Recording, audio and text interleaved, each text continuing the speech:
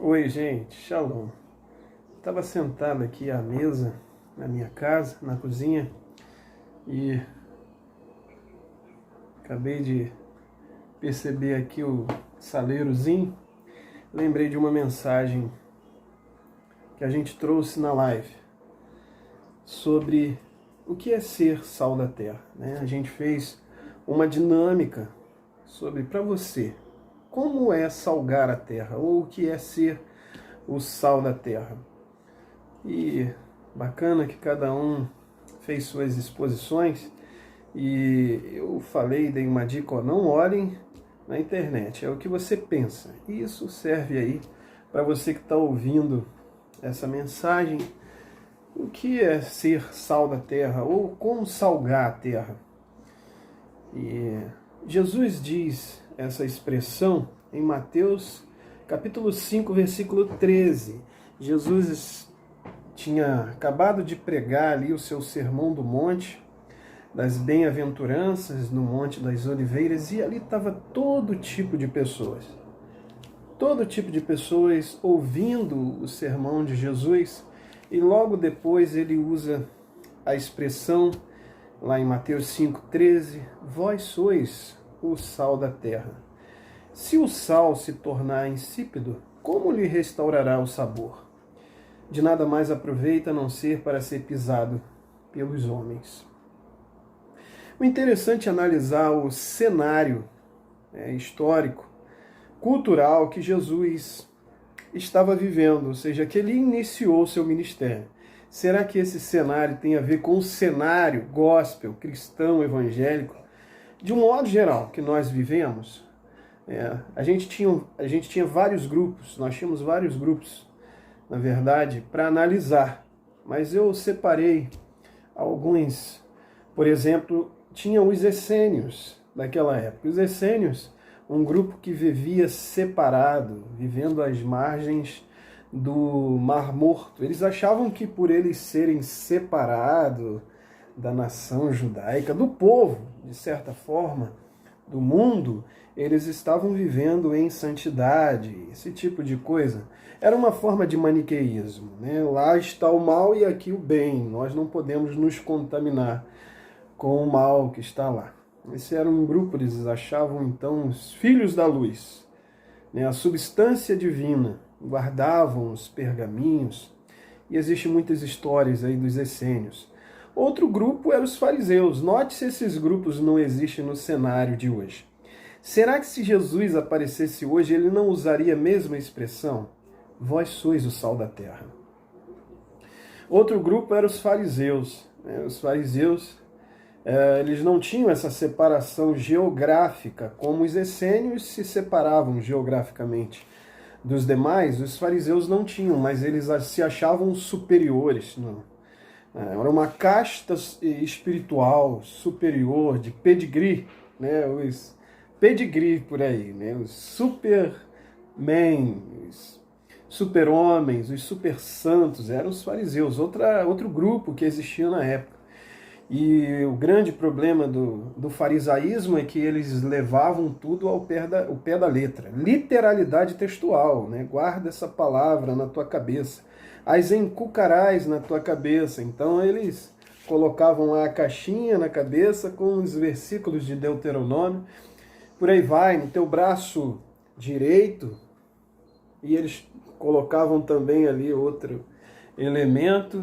E nos umbrais da sua casa, e lá faziam isso, levavam tudo na literalidade, não estavam voltados para a essência, para a raiz da palavra. Outro grupo, e Jesus censurou por causa desse estereótipo, dessa capa religiosa que eles tinham, e na verdade seus corações estavam vazios. Era apenas capa religiosa, aparência religiosa. Será que esse grupo existe hoje? Tinha também os zelotes, os grupos que se achavam que poderiam operar a justiça de Deus na terra. Eles tinham todo o poder, os zelotes. Eu vou tentar ser mais rápido, para isso aqui, esse vídeo não ficar muito longo, né? E tínhamos os saduceus, que eram aqueles que viviam dentro do tabernáculo, oficiando as cerimônias, e ali era o ministério deles, a vida deles. Não se comunicavam com o mundo externo, de certa forma. Será que esses grupos existem hoje? Se Jesus chegasse hoje, será que eles, aqui no nosso meio, no cenário cristão que a gente vive, eu tenho que usar essa expressão, no cenário religioso, melhor assim, será que Jesus usaria a mesma expressão? Vendo todos esses grupos religiosos e após ele pregar, existiam mais grupos, e após ele pregar ali as bem-aventuranças, ele usa essa expressão, vós sois o sal da terra. Por que ele usou essa expressão? Uma das coisas de se notar é que eu achei aqui na minha mesa, tomando um café, e acabei de ver o saleirozinho aqui, a mesa. Na minha casa aqui, eu estou na cozinha.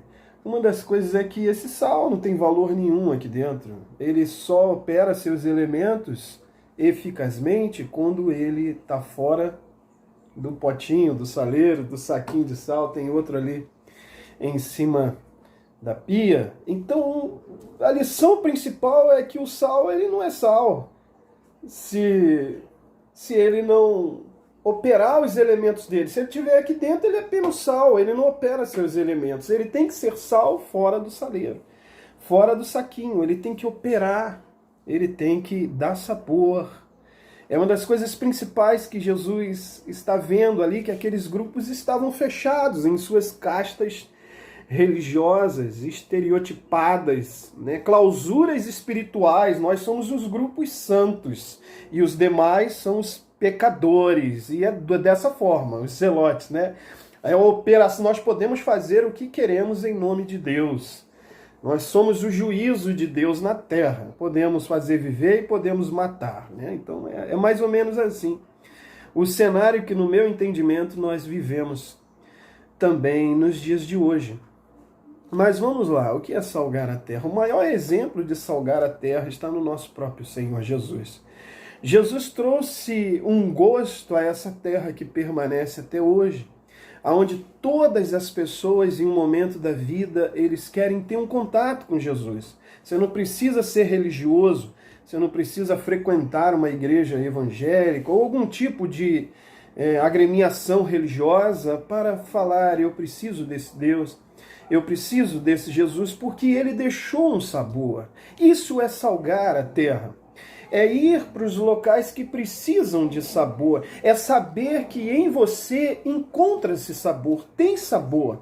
Salgar a terra é trazer gosto ao desgosto. É trazer amor aonde há tristeza. Não adianta nada ficar enclausurado lá à margem do Mar Morto, como os essênios, se você não operar seus elementos fora do saleiro. Jesus deixou isso claro na sua própria vida. Eu analiso o que é salgar a terra em minha vida quando eu analiso o que Jesus viveu, as mensagens que Jesus pregou, os locais aonde Jesus frequentou, que ele entrou, os relacionamentos que Jesus teceu, que Jesus fez. Então, eu sei que salgar a terra, deixar um gosto nessa terra, é fazer o que Jesus fez. E certamente Jesus usa essa expressão porque aquela casta religiosa tinha perdido o sabor. Então Jesus vira para pessoas simples, sem pedigree, sem casta religiosas, pecadores como o Peterson, e diz, vós sois o sal da terra, porque eles estavam fora do saquinho, do saleiro, do potinho. E diz, vós sois o sal da terra. Vocês não estão dentro dos potes, vocês não estão dentro dos sacos, aonde não acrescenta nada, não opera seus elementos, mas vocês são o sal da terra. Não permita-se perder o sabor. E essa palavra é para mim e para você. Se estamos nessa terra, nós temos uma missão: levar gosto ao desgosto, levar amor, levar ajuda, levar carinho, ajuda em todas as áreas, ajuda financeira, né? Chegar aqui e botar lá no cofre da caixa do tesouro, né? Mas ajudar o seu próximo, como Jesus disse. Ajudar aquele que realmente está precisando e não deixar um monopólio né, de forma ao chefão fazer isso. Leve amor a quem está precisando. Ajuda, proteção, abrigo, uma palavra de conforto. Ação, não é teologia. Não é teologia, ação, amor em ajuda ao próximo. Isso é salgar a terra, isso é ser sal fora do saleiro. Isso é uma grande lição para nossas vidas, nós trouxemos em uma das nossas lives, que possa ficar para a sua vida. Certa feita eu notei que eu estava me tornando insípido, eu estava me tornando sem sabor, eu estava preso dentro de um pote, dentro de um saco, dentro de um saleirozinho. E eu lembrei das palavras de Jesus: se eu me tornar insípido, para mais se aproveita. Existe uma linha, um segmento, que diz, apenas para falar, não se sabe ao certo se é isso, mas existe uma linha que diz que algumas pessoas, os religiosos, quando o sal perdia o sabor e se tornava insípido, eles jogavam nas escadarias, porque no período de muito frio ela se tornava escorregadia, aquele sal se fazia um antiderrapante, por isso Jesus usa a expressão de nada mais serve a não ser para ser pisado pelos homens. Na verdade, ele está numa escadaria, talvez do templo, onde ele é pisado pelos próprios religiosos.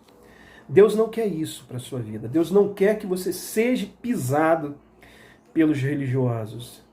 Deus quer que você salgue essa terra. Salgue com compreensão ao que realmente precisa de compreensão. Salgue com amor ao que precisa de amor, com proteção, com cuidado. Salgue sem fazer um separatismo, sem ser um radical. Salgue compreendendo as opções que as pessoas têm. Uma das coisas muito fortes dentro da religião é que a religião não aceita diferenças. A religião diz, é deste modo, que era o modo que os fariseus seguiam, que os essênios é desse modo. Se não for desse modo, você não pertence. Você pertence o mal, você não pertence o bem. Sabe quem prega isso? A religião. Jesus disse, amarás o teu próximo como a ti mesmo.